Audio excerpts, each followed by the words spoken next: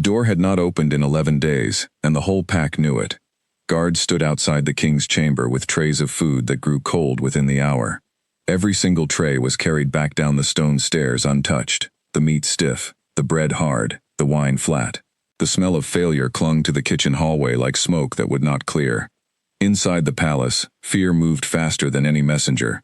The war had ended 3 weeks ago, and the Alpha King, Callum Ashworth, had come home to his people, carried on a litter, silent, his eyes fixed on nothing. He had walked into his chamber on his own 2 feet the first night, and he had not walked out since. The healers had tried. The council had tried. His own beta cousin, Edwin, had banged on the door until his knuckles bled, begging him to eat even a spoonful of broth. Nothing worked. The king simply did not answer. In the lower halls of the palace, far from the polished floors and the worried nobles, a young Omega, named Alira Marsh, scrubbed pots, until her hands were raw. She was new to the kitchen staff, barely 2 months into her position, and she kept her head down, the way survival had taught her to. She had come from a border village that the war had nearly erased, and she understood, better than most in that palace, what silence after violence could do to a person. She heard the rumors the way everyone did, in fragments, tossed between servants carrying dishes back and forth. The king will not eat. The king will not speak. The king may be dying behind that door, and no one can do a single thing about it. Alira said nothing when she heard this. She only listened, and she kept working. And in the quiet corner of her mind, something took root that she did not yet have words for. That evening, the head cook, a broad woman named Margaret Doyle, slammed a ladle onto the counter hard enough to make the younger staff jump. 11 days, Margaret said, to no one and everyone. 11 days, and not one bite.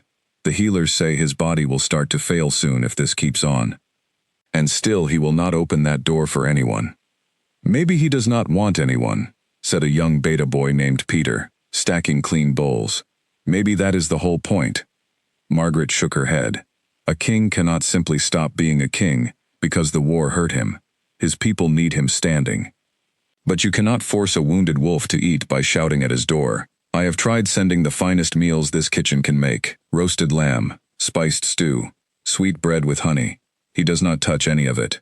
Alira, wiping down a counter nearby, found herself asking a question before she could stop herself. Has anyone tried something small? She said quietly.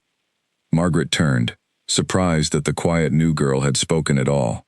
Small? Something plain, Alira said, feeling her face grow warm under the attention. Not a feast, just something simple. Sometimes when a person has seen too much, a large plate feels like too much to face. But a small bowl, maybe, does not feel like a demand. The kitchen went quiet for a moment. Margaret studied her, not unkindly, but with the tired patience of someone who had already tried everything she knew. You are welcome to attempt it if you like, Margaret finally said, though I doubt it will matter. Better minds than yours have already failed. She said it without cruelty, simply as fact, and returned to her work. But Alira did not forget the words.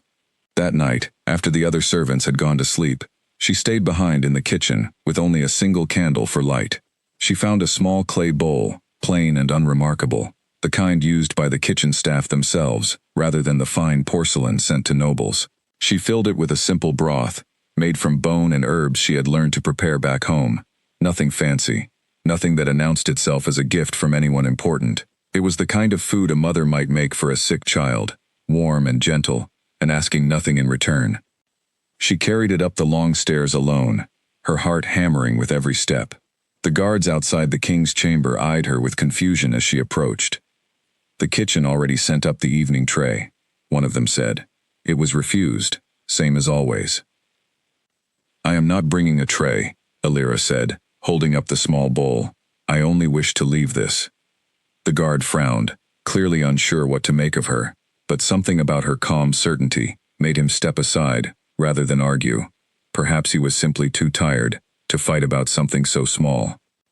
Alira knelt at the heavy wooden door. She did not knock. She did not call out the king's name, or beg him to open it, the way so many others had done before her. Instead, she found the narrow gap beneath the door, wide enough for the shallow bowl to fit through, if she tilted it carefully. She pushed it through slowly, feeling the wood scrape against the clay, and let it settle just inside the room. For a long moment, she simply knelt there in the corridor, listening. There was no sound from within, no footsteps, no voice, nothing to tell her whether the king even knew she existed on the other side of that door. "I am not here to trouble you," she said softly, so quiet that the guards behind her barely heard it. "I only thought you might be hungry. There is no need to answer. I will not ask anything of you." Then she stood, smoothed her apron, and walked away without waiting for a response, because she had not expected one. She told herself the whole way down the stairs that this had likely accomplished nothing at all, that the bowl would sit there untouched until morning like every tray before it, and that tomorrow she would go back to scrubbing pots and being no one in particular. But some small part of her, the part that remembered what it felt like to be surrounded by people who wanted something from her, could not stop hoping that a bowl asking for nothing might be different. She did not sleep well that night. She kept thinking of the king she had never actually seen, only heard about, the fierce leader who had led his warriors through a war that had cost the pack more than anyone liked to say out loud. She wondered what a man like that looked like when he was not being a king. She wondered if he was even still awake in there, or if he had simply stopped caring whether morning came at all. Word had spread through the pack of the losses from the war. Families who would never see their sons or daughters again. Homes burned in the border villages, including, she reminded herself with a familiar ache, her own. She understood grief that made eating feel impossible, sleep feel impossible, even breathing feel like something you had to remind yourself to keep doing. Perhaps that was why she had done it. Not because she believed a bowl of broth could fix a broken king, but because she remembered what it felt like when someone left something small for her, without demanding gratitude in return, back when she had nothing left, and no strength to ask for help herself. An old woman in her village had once left bread on her doorstep during the worst of the fighting, never speaking of it, never expecting thanks. That bread had kept her alive during a week she barely remembered surviving. Maybe, she thought, as she finally drifted toward an uneasy sleep, kings needed that kind of kindness too, the kind that made no noise and asked for nothing back. She woke before dawn, unable to stay still, and made her way back up to the kitchen long before her shift was meant to begin. Margaret was already there, kneading dough with the tired efficiency of someone who had done the same motion for 20 years. "You look like you did not sleep," Margaret said without looking up. "I did not," Elira admitted. Margaret glanced at her, curious despite herself. "Did you actually go through with your idea? The bowl?" Elira nodded, suddenly nervous about admitting it out loud in the daylight, where the whole plan sounded smaller and more foolish than it had felt in the dark. "And? I do not know," Elira said honestly. "I left it under the door. I did not stay to see what happened." Margaret let out a short laugh, not mocking, but weary. "Well, at least you tried something new. The rest of us have run out of ideas entirely." They worked in silence for a while, the kitchen slowly filling with the smells of the morning meal, bread rising, water boiling, the ordinary rhythm of a palace trying to function despite the silence pressing down from the chamber above them. Elira found herself glancing toward the stairs more than once, wondering if anyone had gone up yet to collect the untouched dishes, wondering if her small bowl was still sitting exactly where she had left it, cold and forgotten like everything else that had been offered to that door. She told herself it did not matter. She told herself she had only done it because it felt wrong to do nothing at all, while a man suffered so completely, even a man she had never met and likely never would. But when a young servant boy came rushing into the kitchen just after sunrise, breathless and wide-eyed, Elira felt her whole body go still before he had even said a single word.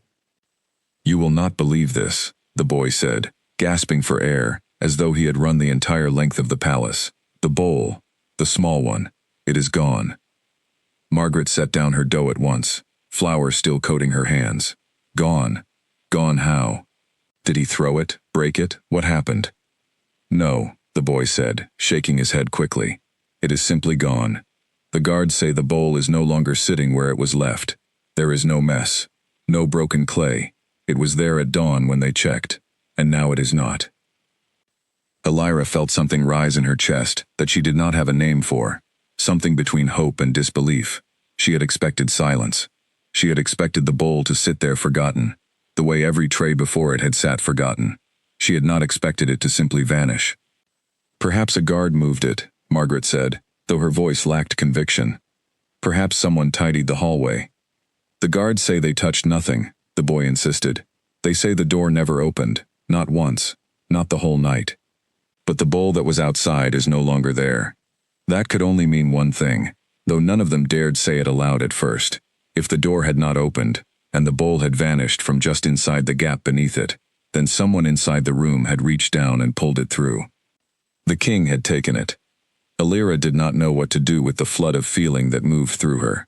She was not foolish enough to believe one bowl of broth had solved anything. A man locked away in grief for 11 days would not be healed by a single small kindness. But something had shifted, even if only slightly, even if only for one night. Someone behind that door had reached out, quietly, in the dark, and accepted what she had offered. Word of the missing bowl spread through the palace faster than any of the earlier failures had. By mid-morning, even the nobles upstairs had heard that something had changed, though most of them assumed it was simply a fluke, a trick of exhaustion, nothing worth building hope around. Edwin, the king's cousin, came down to the kitchen himself that afternoon, something the staff could not remember him ever doing before. He was a tall man with tired eyes and a fanned manner that suggested he had not slept properly since the war ended either. "I am told," Edwin said, standing awkwardly in the doorway of the kitchen, as though unsure whether he belonged there, "that someone left a small bowl outside the king's door last night. Something different from the usual trays." The room went quiet. Margaret glanced toward Alira, who suddenly felt every eye in the kitchen turn toward her at once. "That was me," Alira said, her voice steadier than she expected. Edwin studied her for a long moment. "You are new here." "I am, sir." "What made you think a small bowl would succeed where feasts have failed?" Alira hesitated, unsure how much of her own history she wanted to share with a man she had never spoken to before. But something about his exhaustion, the same exhaustion she had seen in so many faces since the war ended, made her feel she owed him honesty rather than a polished answer. "I did not think it would succeed, sir," she admitted. "I only thought that perhaps a large meal feels like too much when someone is carrying too much already. A small bowl asks for very little. It does not demand that he be strong enough for a feast. It only offers something quiet, without expecting anything back." Edwin was silent for a long moment, studying her as though trying to decide whether her words held any real wisdom, or whether she had simply gotten lucky. "Do it again tonight," he finally said, "the same way. Do not tell anyone else in the palace beyond this kitchen. I do not want half the nobles trying to copy whatever this is and turning it into some grand performance outside his door." Alira nodded, though a flicker of nervousness ran through her at the weight suddenly placed on her shoulders. "And if it does not work again? If last night was simply a fluke? Then we will have lost nothing but a bit of broth," Edwin said. "But if it works again, we may have found something the rest of us could not." That night, Alira prepared the bowl exactly as she had the night before, refusing the temptation to make it larger or more elaborate, now that she knew someone might actually be watching for it. She kept the broth simple, the portion small, the gesture quiet. She carried it up the stairs alone again, and the guards, having heard what happened the previous night, stepped aside without question this time. She knelt at the door the same way, sliding the bowl through the gap beneath it, saying nothing beyond a soft acknowledgement that she was there, and expected nothing in return. This time, before she could rise to leave, she heard something she had not heard the night before. A voice, low and rough from disuse, came from the other side of the door. "Why?" the voice said, barely above a whisper. "Do you keep doing this?" Alira froze, her hand still resting against the cool wood of the door. She had not expected him to speak at all, and certainly not so soon. For a moment, she did not know how to answer, unsure whether silence or honesty would serve her better. "Because everyone deserves to be offered something," she finally said, keeping her voice gentle, careful not to sound as though she expected anything from him in return, even when they cannot yet accept it. There was a long pause. She thought perhaps he would not answer again, that the single question had been all he could manage, but then his voice came once more, quieter this time, almost as though he were speaking more to himself than to her. "I do not deserve it." The words struck her harder than she expected, carrying a weight of grief so heavy she could feel it even through the thick wooden door. She thought of all the losses the war had caused, the sons and daughters who would never return, the villages burned, the people this king had led into battle and had not been able to bring all of them home. Perhaps not, Elira said softly, choosing her words with care. But that is not for either of us to decide tonight. Tonight, there is only broth, and it does not ask questions about deserving. Silence followed again, longer this time, and Elira began to wonder if she had said too much, overstepped some boundary she had no right to cross as a mere kitchen servant speaking to her king. But she did not move to leave immediately, sensing that he had not finished, that something in him was fighting its way toward words, after 11 days of silence. "What is your name?" he finally asked. "Elira," she said. "Elira Marsh." Another pause, and then, so quiet she almost missed it entirely through the heavy door, "Thank you, Elira." She felt her throat tighten unexpectedly at those two simple words, the first gratitude anyone in the palace had received from him since his return. She did not trust her own voice to answer without breaking, so she simply pressed her palm gently against the door for a moment, a silent acknowledgement, before rising and making her way back down the stairs. The guards outside said nothing to her as she passed, though she caught the look of astonishment on both their faces. Neither of them had heard the king's voice through that door in 11 days, and now, within the space of a single conversation, he had spoken more than a dozen words. When she returned to the kitchen, Margaret took one look at her face and set down her work entirely. "What happened?" Margaret asked. "He spoke to me," Elira said, still feeling slightly unsteady from the exchange. "He asked why I keep bringing the broth. He said he does not deserve it." Margaret's expression softened, in a way Elira had not seen from the older woman before. "Grief does strange things to a person's sense of worth," she said quietly. "It convinces even good men that they no longer deserve simple kindness." "What do I do now?" Elira asked. "Do I keep bringing the bowl? Do I try to speak with him again?" Margaret considered this for a long moment before answering. "You keep doing exactly what you have been doing, nothing more, nothing less. Do not push him toward the door before he is ready to open it himself. Some wounds cannot be rushed, only tended, slowly, patiently, one small bowl at a time." Elira nodded, though sleep felt impossible again that night, her mind replaying the sound of his voice through the door, rough and unfamiliar, carrying a grief so deep it had silenced an entire kingdom's leader for 11 days. She wondered what horrors he had witnessed in the war that could break a man strong enough to lead an entire pack into battle. She wondered how many more nights it would take before he trusted anyone enough to open that door, or whether he ever truly would.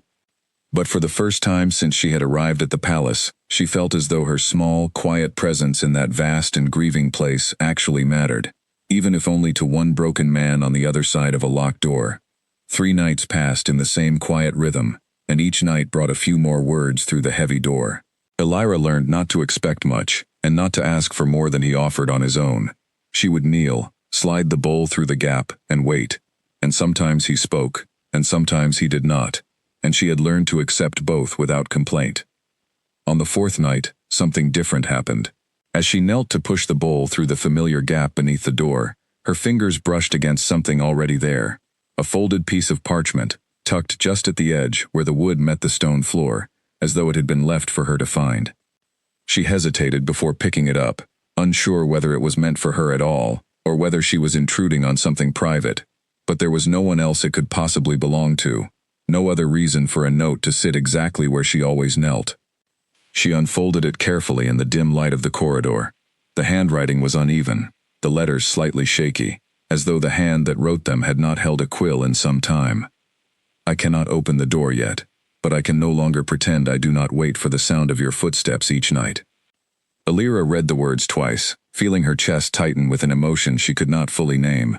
She folded the note carefully and tucked it into the pocket of her apron, close to her heart, though she told no one about it, not even Margaret. That night, before leaving, she spoke softly through the door, as she always did. "I received your note," she said. "You do not need to open the door for me to keep coming back. I will return tomorrow, and the night after, for as long as it takes." There was a long silence, and then, faintly, she heard something she had never heard from him before. A sound that might have been a shaky breath, or perhaps the beginning of something closer to relief. "Why?" he asked again, his voice slightly steadier than the first time he had spoken to her. "Does a kitchen girl care so much about a king she has never seen?" Elira considered the question carefully before answering, choosing honesty over flattery. Because I know what it feels like to lose everything the war touched, she said quietly. My village was one of the border settlements. I lost people I loved to this same war that brought you home broken. I understand grief that makes even breathing feel like too much effort.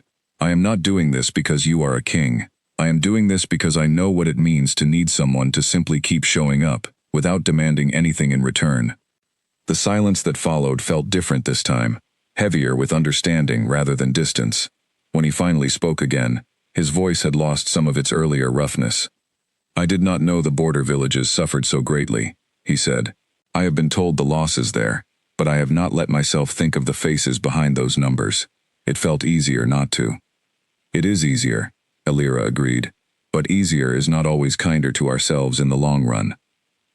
She heard him shift slightly on the other side of the door, the first sound of real movement she had noticed since these nightly visits began. You speak plainly, he said. Most in this palace speak to me as though I might shatter at the wrong word. I do not know how to speak any other way, Alira admitted. I have never learned the careful language of the court. I only know how to say what is true. Do not learn it, he said, with something almost like the ghost of humor in his tired voice. I have had enough careful words to last a lifetime. True words are far more rare, and far more valuable. Alira felt a small, unexpected warmth at his words, though she kept her tone steady, unwilling to let the moment feel larger than it was. Then I will keep bringing true words, along with the broth. Over the following nights, their conversations through the door grew slightly longer each time, though still careful, still measured, like two people testing the strength of a bridge before trusting their full weight upon it. He asked about her village, and she told him small memories, careful to avoid the parts too painful to speak aloud yet. She asked nothing of the war itself, sensing that some doors needed to open slowly from the inside, not be pried open by questions from outside. Word of her nightly visits stayed contained within the small circle Edwin had insisted upon, but even a secret held by only a handful of people cannot remain hidden forever within palace walls. One of the guards, a young man named Callan who had grown fond of the quiet routine, mentioned it in passing to another servant, who mentioned it to another, and slowly the story began spreading through the lower halls of the palace, like warmth from a hidden fire. Most of the staff spoke of it with quiet hope rather than gossip, grateful that something, anything, seemed to be reaching their broken king, when nothing else had. But not everyone in the palace welcomed the change with open hearts. Among the higher-ranking servants, a woman named Wendy Talbot, who had served the royal household for over a decade and had once hoped her own daughter might be considered for a position close to the king, viewed the situation with open suspicion. A kitchen girl, speaking to the king through his door every night, Wendy said one afternoon, loud enough for others in the servants' hall to hear. What exactly does she hope to gain from all of this? She is simply bringing him broth, said another servant, defending Alira. She has done nothing wrong. Nothing wrong, perhaps, Wendy replied, her tone sharp. But nothing is ever simply nothing.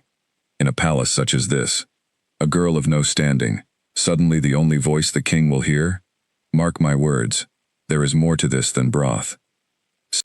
The words reached Alira eventually, carried by a kind-hearted servant who thought she deserved to know what was being said about her, rather than remain unaware.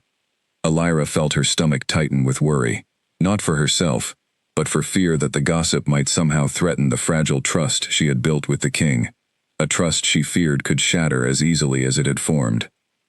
She said nothing of the rumors to him, unwilling to burden him with palace politics, while he was still fighting simply to remember how to eat and speak again. But the weight of Wendy's suspicion settled uncomfortably in her chest, a small storm cloud gathering on the edge of what had otherwise felt like quiet, careful progress. That night, as she knelt at the familiar door with her bowl of broth, she found herself hesitating longer than usual before speaking. "Is something troubling you?" the king asked, his voice attentive, despite the door still standing firmly closed between them. Alira considered lying, considered saying nothing was wrong, but she remembered her own words to him, about the value of true speech over careful speech, and she could not now abandon that principle, simply because the truth felt uncomfortable. "There are whispers in the palace," she admitted quietly. "Some believe I have reasons for coming here, beyond simple kindness." There was a pause, and then his voice came again, steadier and firmer than she had yet heard it. "Let them whisper. You have given me the only honest kindness I have received since I returned from that war. I will not let idle talk take that away from either of us." His words settled something in her chest that she had not realized needed settling, and for the first time since the whispers began, she allowed herself to breathe a little easier, trusting that whatever fragile connection had formed between them through that closed door was stronger than palace gossip could easily break. A full moon rose over the palace on the night everything nearly fell apart. Wendy Talbot, unwilling to let her suspicions rest quietly, decided to see for herself what truly happened during those nightly visits, convinced that something more scandalous than broth must be taking place behind closed doors. She followed Alira up the long staircase that night, staying carefully out of sight, her steps light despite her irritation. She watched from the shadows of a side corridor as Alira knelt before the king's door, sliding the familiar bowl through the gap beneath it, speaking softly to someone Wendy could not see. Wendy strained to hear the conversation, catching only fragments carried faintly through the heavy wood. She heard Alira's gentle voice, and then, unmistakably, the low, rough voice of the king himself responding. For a moment, Wendy felt a flicker of surprise at hearing him speak at all, having assumed the entire situation was exaggerated rumor, but surprise quickly hardened back into suspicion. She waited until Alira descended the stairs before approaching the guards herself, her voice sharp with accusation.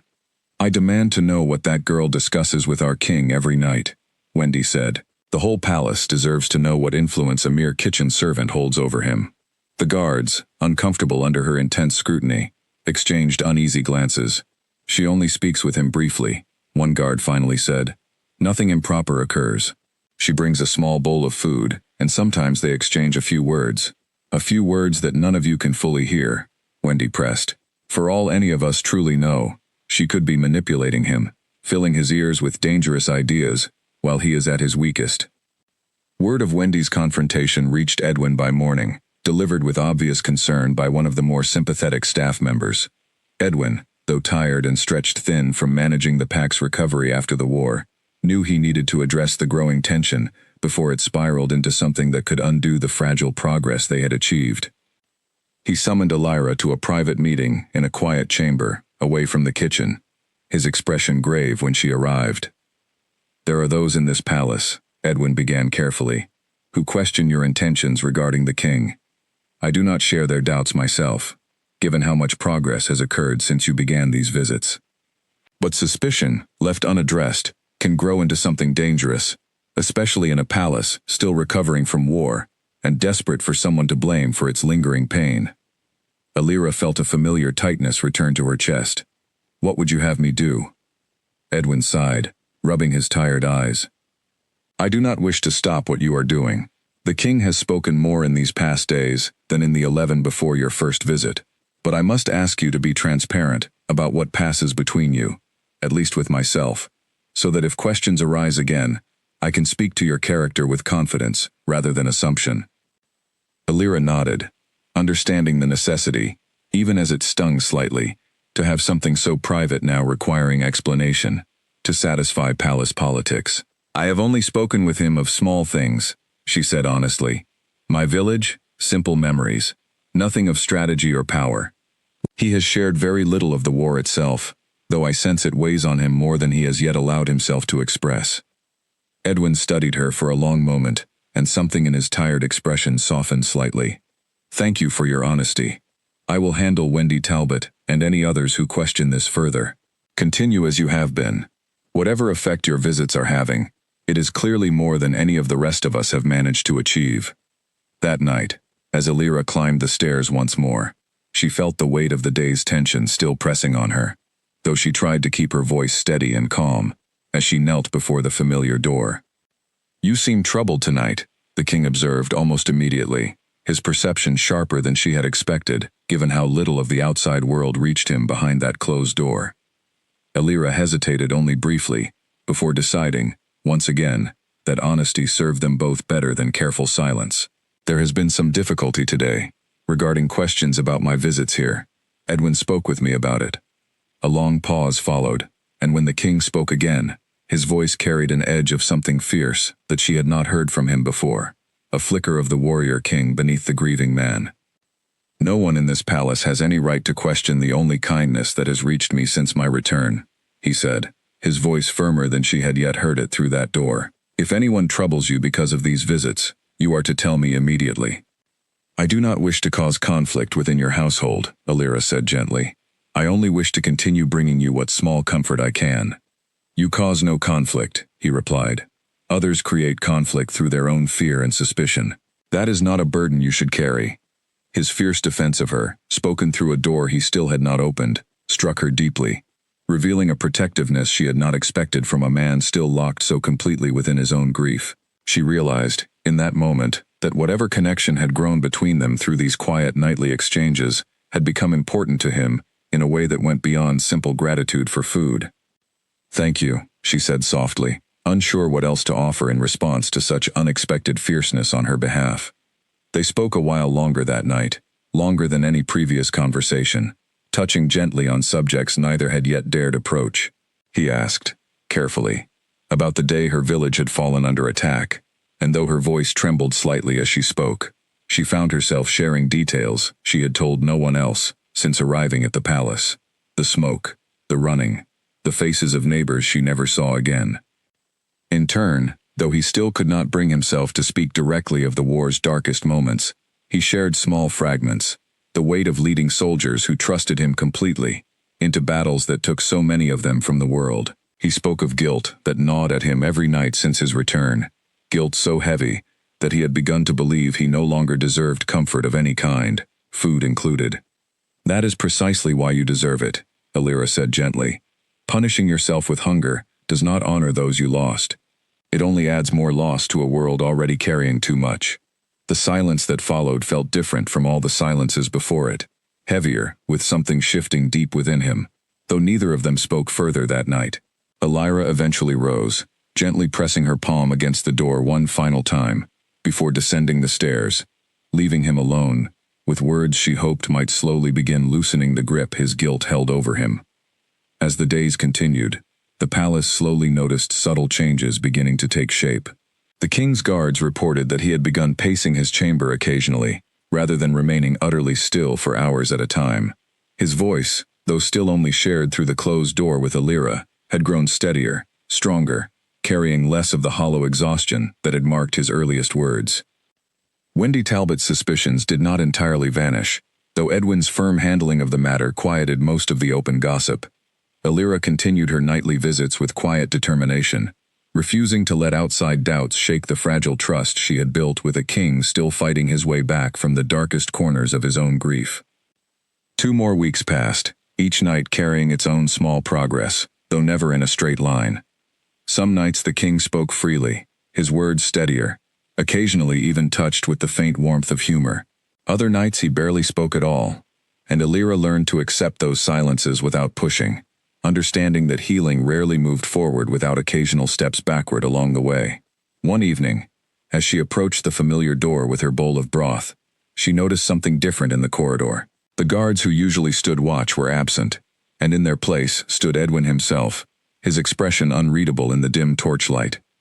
"Is something wrong?" Alira asked immediately, her heart quickening with worry.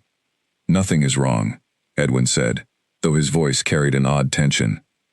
"The king requested that the guards step away tonight.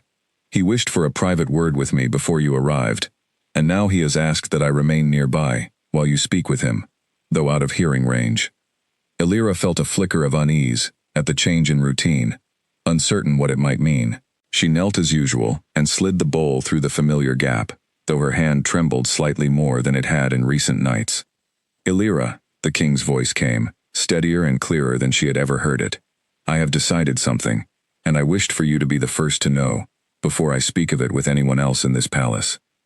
She waited, her breath caught somewhere between hope and fear. "What have you decided?"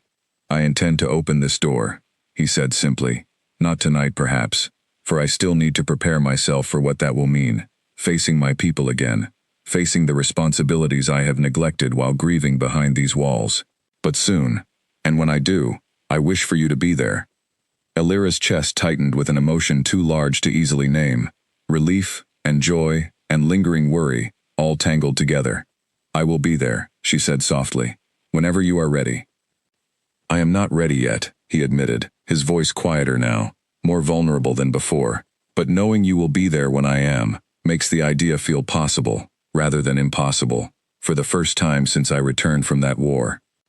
They spoke a while longer that night, and for the first time, he began to share pieces of the war itself, that he had kept locked away even from her. He spoke of a young soldier, barely more than a boy, who had died protecting him during the final battle, sacrificing himself without hesitation. He spoke of the crushing weight of leadership, the impossible burden of sending people he loved into danger, knowing full well that some would not return. I keep asking myself, he said, his voice raw with an old, unspoken pain, whether I could have made different choices, whether some of them might still be alive if I had led differently. Alira listened without offering easy comfort or false reassurance, understanding that some wounds needed acknowledgement rather than quick healing words. I cannot tell you whether different choices existed, she said gently. I was not there, and I do not know war the way you do, but I know that carrying every death alone, as though you alone caused each one, is a weight no single person was ever meant to bear entirely by themselves. How do you know that? He asked quietly. Because I have watched my own mother carry the weight of every loss in our village, as though she alone should have prevented them, Alira said. It slowly hollowed her out, long before the war ever took her from me. Grief that blames itself for every tragedy does not honor the dead. It only adds another life quietly lost to the same darkness. A long silence followed her words, and when he spoke again, his voice carried something new, a fragile but genuine gratitude. You speak as though you understand exactly what moves through my mind at night. Perhaps I do, in some small way, she admitted. Grief does not always look different from one person to another, even when the causes differ. As the conversation continued, Alira found herself sharing more of her own story than she had originally intended. Details of her mother's slow decline after losing everything in the war. The quiet ache of watching someone she loved disappear into grief, long before her body finally gave out entirely. She had never spoken so openly about it, not even to Margaret, who had shown her more kindness than almost anyone else at the palace. I am sorry, the king said softly, after she finished. I did not know the depth of what this war cost you personally. You could not have known, Alira said. I never shared it before tonight. Then I am grateful you chose to share it with me, he said. Even burdened as I am with my own grief, hearing yours somehow makes mine feel slightly less isolating. They sat together in that strange, quiet companionship through the closed door for a while longer, neither speaking, simply present with one another, in a way that required no further words. Eventually, Alira rose to leave, though this night felt different from all the nights before it. Heavier, with unspoken understanding. Lighter, with unexpected connection. As she descended the stairs, she found Edwin waiting near the bottom, his expression thoughtful. He told me what he shared with you tonight, Edwin said quietly, his eyes searching hers with something like renewed hope. I have not heard him speak so openly about that boy's death since it happened. Whatever you are doing, Alira, please continue.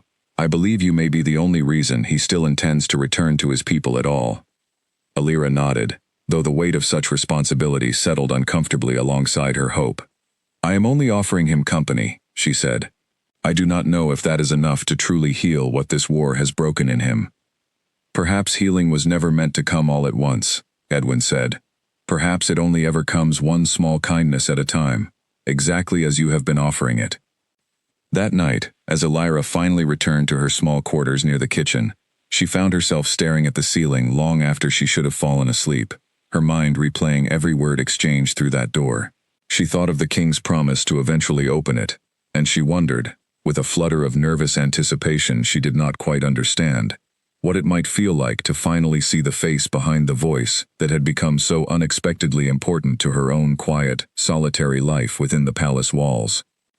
3 more nights passed before anything changed further, each one carrying the same gentle rhythm of broth and conversation through the closed door, though Alira noticed a new steadiness building in his voice each time she visited. On the 4th night, she climbed the stairs as always, only to find the corridor eerily quiet, no guards present, no sound of movement anywhere nearby. She knelt at the door as she always did, preparing to slide the bowl through the familiar gap, when she heard something entirely different from any night before. The heavy latch on the other side of the door shifted, followed by the slow, deliberate creak of old hinges finally moving after weeks of stillness. Elira froze, her heart pounding, as the door opened just enough for a figure to step partially into view. The light from her single candle illuminated him, only faintly, but even in that dim glow, she could see a man far changed from the fierce warrior king the pack had once known before the war. His frame, though still tall and strong, had grown gaunt from weeks of refusing proper meals. His eyes, dark and tired, carried a depth of sorrow she had only imagined through his voice until now. His dark hair had grown longer than she suspected he usually kept it, and a rough beard shadowed a face that likely once carried a confident, commanding presence. For a long moment, neither of them spoke, simply studying one another in the flickering candlelight, the silence heavy with everything unspoken between them. "Elira," he finally said, his voice quiet, almost disbelieving, as though speaking her name aloud in person felt different from speaking it through a closed door. "Callum," she said softly, using his given name for the first time, rather than his title, feeling that the moment called for something more personal than formal address. He seemed to notice the shift too, something flickering across his tired features, though whether it was surprise or quiet relief, she could not quite tell. "You do not address me as your king," he observed. "Would you prefer that I did?" she asked gently. A faint, almost forgotten expression crossed his face, something that might have once been the beginning of a smile before exhaustion and grief had worn it away entirely. "No," he said quietly. "I find I prefer hearing my own name, spoken by someone who has never once asked anything of me beyond simple honesty." He glanced down at the bowl still resting in her hands, and something in his expression softened further. "May I take that from you directly tonight, rather than through the door?" Elira nodded, extending the bowl toward him, and their fingers brushed briefly as he accepted it. The first physical contact between them after weeks of connection, built entirely through words and a barrier of solid wood. The touch was brief, yet it carried a weight that neither of them acknowledged aloud, though Elira felt a warmth rise in her chest that had nothing to do with the temperature of the broth. "Thank you," he said quietly, holding the bowl carefully, as though it were something far more precious than simple broth. "Not only for tonight, but for every night before this one." "You do not need to thank me," Elira said. "I only wished to help however I could." "You did far more than help," he said, his voice carrying a quiet intensity. "You reminded me that I was still capable of receiving kindness, even when I believed myself entirely undeserving of it. I do not know how to properly express what that has meant to me." They stood together in the doorway for a while longer, neither quite ready to end the moment, though Elira remained mindful of the late hour and the fragile nature of his first steps back toward the world beyond his chamber. "Will you return tomorrow?" he asked, something almost vulnerable in the question, as though he feared she might now consider her task complete, simply because the door had finally opened. "I will return every night, for as long as you wish it," Elira said, and she meant every word completely. A ghost of relief crossed his tired features. "Then, perhaps tomorrow, we might share this broth together, rather than passing it through a door between us." Elira felt a small, unexpected warmth spread through her chest at the invitation. "I would like that very much."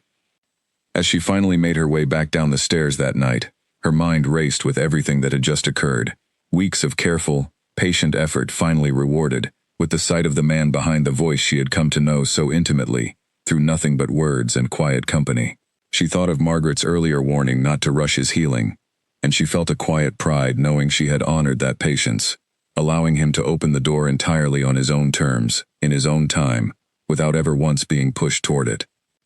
When she reached the kitchen, Margaret was still awake, mending a torn apron by candlelight, though she looked up immediately upon seeing Elira's expression. "Something happened tonight," Margaret said, setting aside her needle and thread. "He opened the door," Elira said, still feeling slightly breathless from the encounter. "I saw him. I spoke with him, face to face, for the first time." Margaret's weathered face broke into a smile Elira had never seen from her before, warm and genuinely moved. After everything this palace attempted, after every healer and every noble failed to reach him, it was broth and patience from a kitchen girl that finally brought him back to the door. "I do not know if he is fully healed," Elira said honestly. "He still carries so much grief. But something has shifted tonight, something important." Healing rarely happens all at once, Margaret said, echoing words remarkably similar to Edwin's earlier wisdom. It happens one open door at a time, one small kindness at a time. You have given him both, more patiently than anyone else in this palace managed to offer. That night, as Elira finally lay down to rest, sleep came more easily than it had in weeks. Her mind settled, with a quiet satisfaction she had not expected to feel so deeply, over the fate of a king she had never intended to grow so close to, when she first knelt at his door, with nothing but a simple bowl of broth, and no expectation of anything in return. The following evening, Elira climbed the stairs carrying 2 bowls instead of 1, her hands slightly unsteady, with nervous anticipation over the promise Callum had made the night before. When she reached the top, she found the door already standing open, and Callum waiting just inside, dressed simply, his hair combed back though his beard remained, giving him a rougher, more humble appearance than the polished portraits of him that hung throughout the palace halls. "You came," he said, and though the words were simple, his relief was unmistakable, as though some small part of him had feared the previous night might have been a fleeting moment, rather than the beginning of something lasting.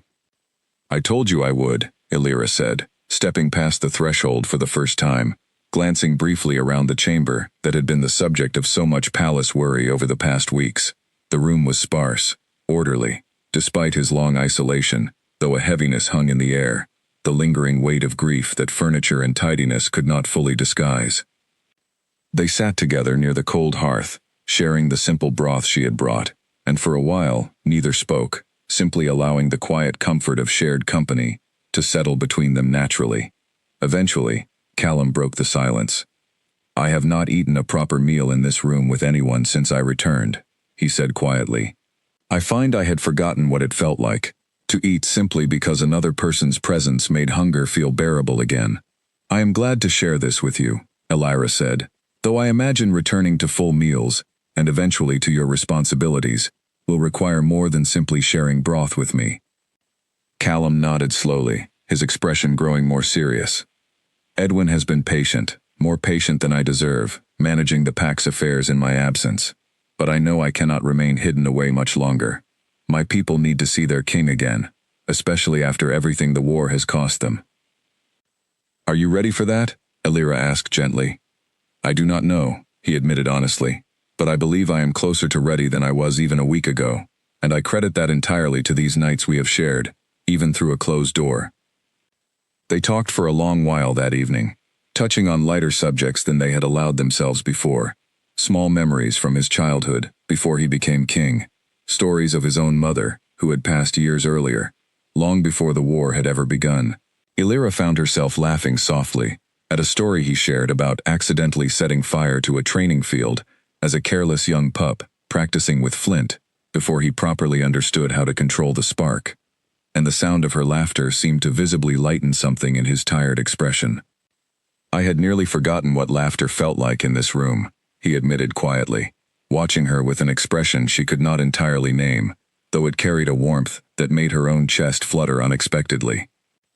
As the nights continued, their bond deepened steadily, each conversation revealing new layers of understanding between 2 people who had found unexpected comfort in each other's honesty.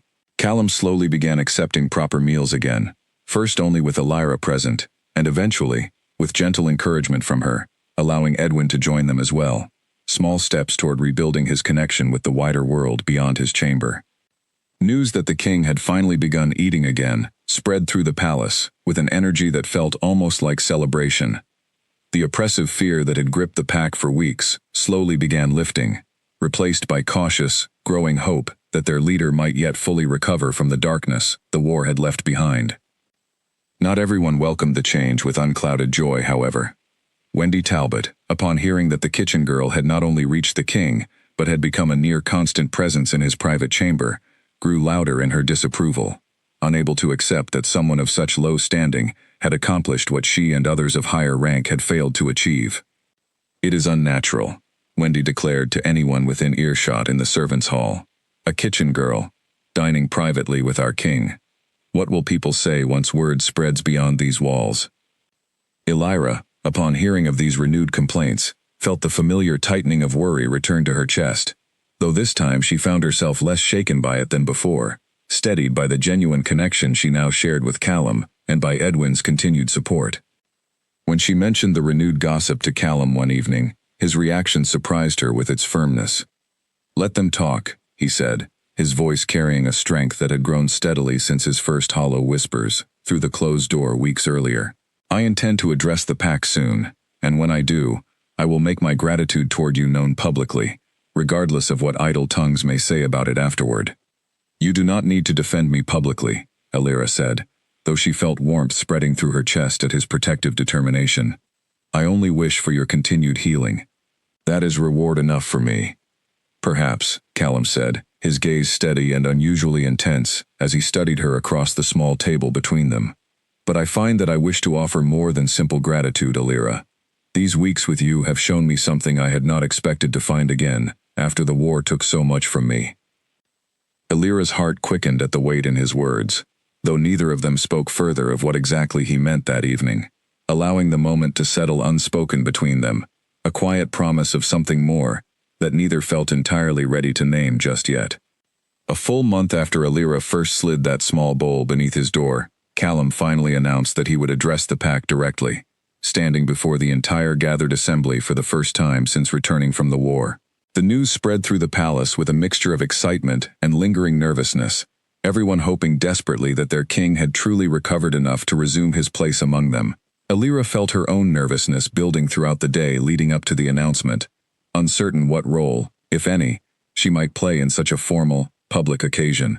She had grown accustomed to their quiet, private evenings together, and the idea of Callum standing before the entire pack, exposed to judgment and expectation once more, filled her with a protective worry she had not anticipated feeling so strongly.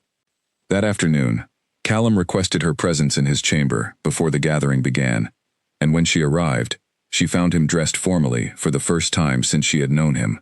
His beard now neatly trimmed, his dark hair combed properly, the resemblance to the confident king from before the war, finally becoming visible again, though his eyes still carried the quiet depth of everything he had endured. "You look every bit the king your people have been waiting for," Alira said softly, unable to hide the warmth in her voice at seeing him so transformed from the hollow, silent figure who had once refused every meal offered to him. "I do not feel entirely like that king yet," Callum admitted honestly, "but I feel closer to becoming him again than I believed possible only weeks ago, and I owe that entirely to you." "You owe it to your own strength," Alira said gently. "I only offered broth and company. You did the difficult work of choosing to heal." Callum stepped closer, his expression growing serious, in a way that made Alira's breath catch slightly. "I wish to speak of something before I address the pack today," he said. "Something I have wanted to say for several nights now, though I have not yet found the right moment."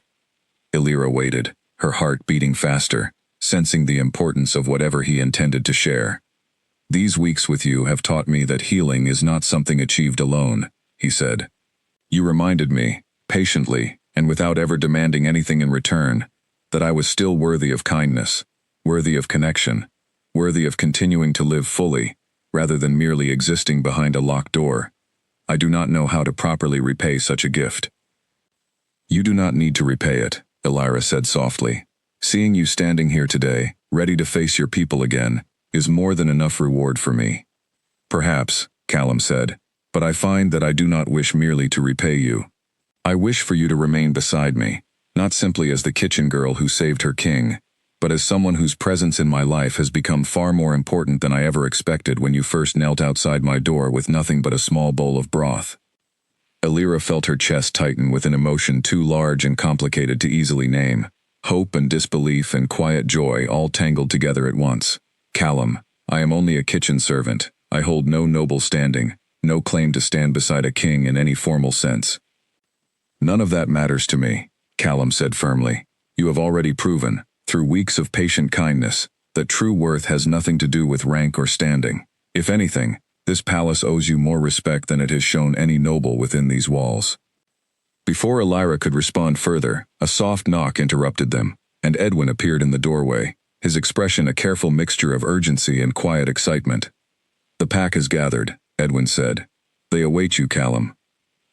Callum nodded, though his gaze lingered on Alira a moment longer, something unspoken passing between them, before he finally turned to follow Edwin toward the great hall where his people waited. Alira followed at a respectful distance, uncertain of her place in such a formal gathering, though something in her chest urged her forward despite her uncertainty. When they reached the great hall, the assembled pack fell into hushed silence at the sight of their king, standing before them for the first time since the war had ended, alive, steady, and though still visibly marked by grief, undeniably present among them once more. Callum's voice, when he finally spoke, carried none of the hollow weakness that had defined his earliest words through the closed door weeks earlier.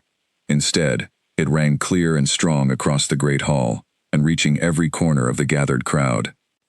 "I know that my absence these past weeks has caused fear and uncertainty throughout our pack," he began, his gaze sweeping across the assembled faces with genuine remorse. "I allowed my own grief to overshadow my responsibility to all of you, and for that, I owe you an apology I should have offered much sooner." A murmur rippled through the crowd, though it carried more relief than anger, the simple sight of their king standing before them again, enough to ease weeks of accumulated worry. "I would not stand here today," Callum continued, "were it not for the quiet, patient kindness of one person who refused to give up on me, even when I believed myself entirely beyond saving. She asked for nothing in return, expected no reward, and simply continued offering comfort night after night, until I finally found the strength to open my door again." He turned slightly, his gaze finding Alira where she stood near the edge of the gathered crowd, and he extended a hand toward her, inviting her forward, before the entire assembled pack. Alira felt every eye in the great hall turn toward her as she hesitantly stepped forward, her heart pounding with a mixture of embarrassment and quiet pride. When she reached Callum's side, he took her hand gently in his own, holding it before the entire gathered pack without hesitation.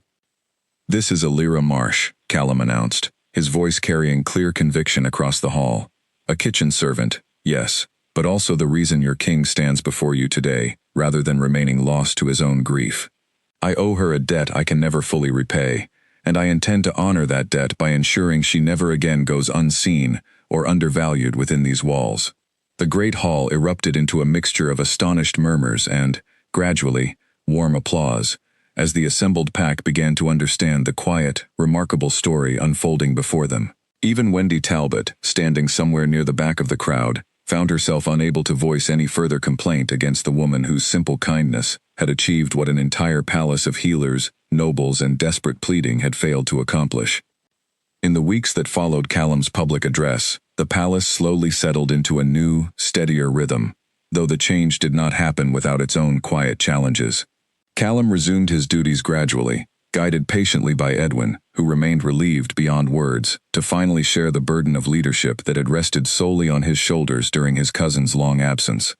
Alira, for her part, found her own life within the palace transformed in ways she had never anticipated when she first arrived as an unnoticed kitchen servant.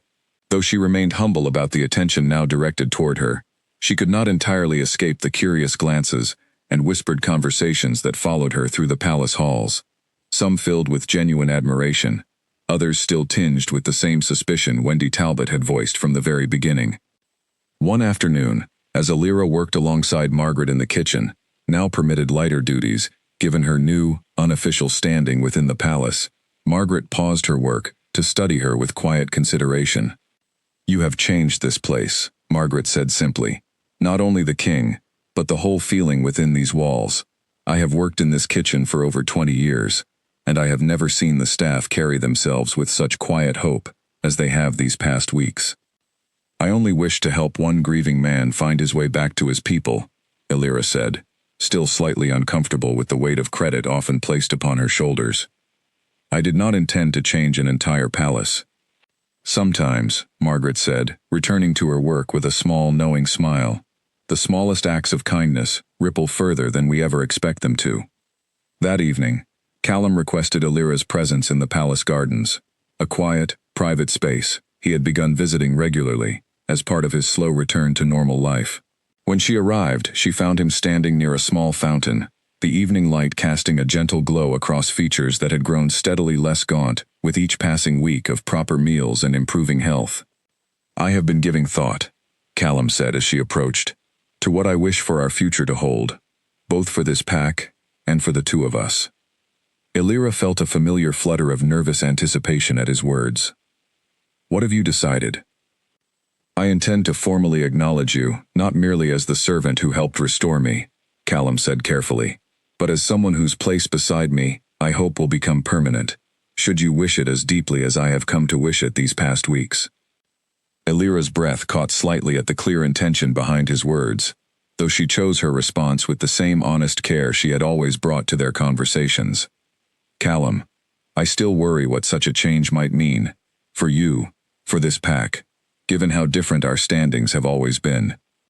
Standing matters far less to me now than it once did, Callum said gently. The war taught me many painful lessons, but perhaps the most valuable lesson came afterward, through you, teaching me that true worth is measured through kindness and honesty, rather than rank or birth. I would rather stand beside someone who reached me with nothing but broth and patience than beside any noble who never once thought to try. Illyra felt tears gathering unexpectedly at the corners of her eyes, moved deeply by the sincerity in his voice.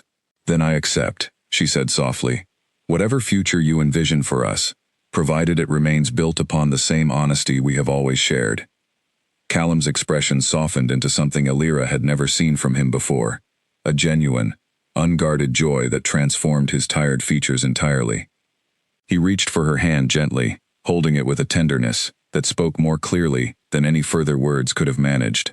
Then let us build that future together, he said quietly, one honest day at a time, exactly as we built our way back from the darkness that nearly claimed me.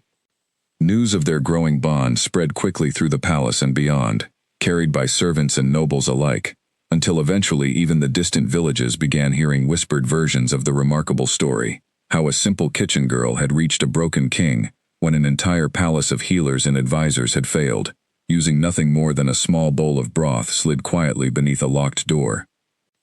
Wendy Talbot, though she never fully embraced Illyra's new standing within the palace, found herself gradually forced into grudging silence as the pack's overall mood continued improving under their recovering king's steady leadership. Even she could not deny the undeniable truth plainly visible throughout the palace halls, that whatever unconventional path had led to this recovery, it had undeniably worked where every conventional effort before it had failed completely. As months passed, Callum's recovery continued steadily, his strength and confidence returning fully as he resumed his full responsibilities, leading the pack through its slow recovery from the devastating war. Illyra remained constantly by his side, no longer hidden away in the kitchen's shadows, but standing openly, as someone whose quiet strength and honest kindness had proven, in the end, more powerful than any grand gesture or noble title within the entire palace. The story of the kitchen girl and the broken king spread throughout the wider kingdom over time, becoming something of a quiet legend among those who heard it, a reminder that even the smallest gestures of genuine kindness, offered without expectation of reward, held the power to reach places that grand efforts and desperate pleading could never fully touch. And within the palace walls where it had all begun, Illyra and Callum continued building their life together, one honest, quiet day at a time, proof that healing after even the darkest of wars could still be found. One small bowl of broth slid gently beneath a locked door,